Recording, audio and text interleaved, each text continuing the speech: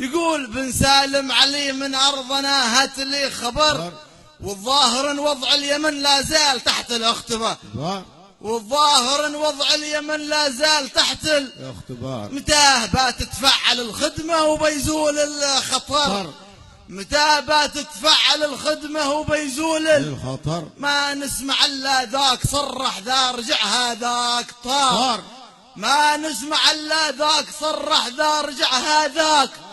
وما دام ان الوضع عاده هكذا يا اهل البصر، انت تخيل انك احسن شخص واللي صار، انت تخيل انك احسن شخص واللي صار، وتخيل ان بلادنا زينه كم الدوحه قطر، وتخيل ان بلادنا زينه كم الدوحه واللي وسط سيون يبغى تريم يركب على القطار، واللي وسط سيون يبغى تريم يطلع وتخيل ان الكهرباء تيار هذا استمر، وتخيل انت تخيل ان الكهرباء تيار هذا ما تنطفي الا دقيقة في السنة 4 مرات، ما تنطفي الا دقيقة في السنة 4.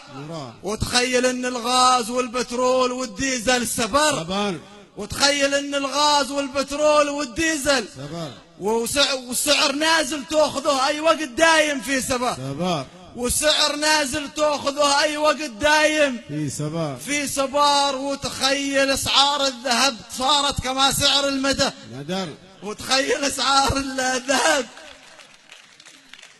وتخيل اسعار الذهب صارت كما سعر المدى. والرز والسكر رخص والبر يملا كل ده، والرز والسكر رخص والزيت يملا كل ده. وتخيل انك وانت تتخيل يجي واحد عور يصدمك ويوقف خيالك او يصيبك بالعوار. وتخيل انك وانت تتخيل يجي واحد عور يصدمك ويوقف خيالك او يصيبك بالعوار. هو هكذا وضع اليمن، نعم حاله هو هكذا حال اليمن. ذا اليوم مقلق ما استقر، حتى خيالك تنحرم منه ولا لك شي قرار. هو هكذا وضع اليمن، ذا اليوم مقلق ما استقر، حتى خيالك تنحرم منه ولا لك شي قرار. والعاد باطول ومتفائل بزخات المطر، لكن عاد الطايرة للآن ما جات المطر.